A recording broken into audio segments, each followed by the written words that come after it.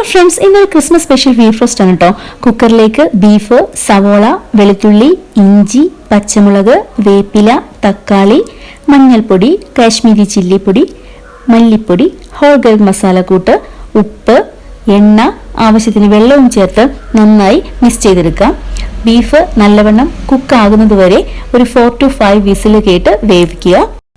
ചൂടായ പാനിലേക്ക് ഇഞ്ചി, വെളുത്തുള്ളി, പച്ചമുളക്, വേപ്പില, സവോള ചേർത്ത് നന്നായി വഴറ്റുക.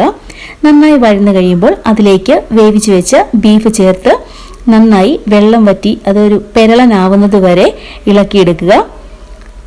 ഇളക്കിയെടുത്തതിന് ശേഷം അതിലേക്ക് 1 സ്പൂൺ എണ്ണയും കുരുമുളക് പൊടിയും ഗരം മസാലയും ചേർത്ത് ഒന്നുകൂടി സെമി ഡ്രൈ ആകുന്നത് വരെ വഴറ്റിയതിനു ശേഷം പാത്രത്തിലേക്ക് സെർവ് ചെയ്യാം.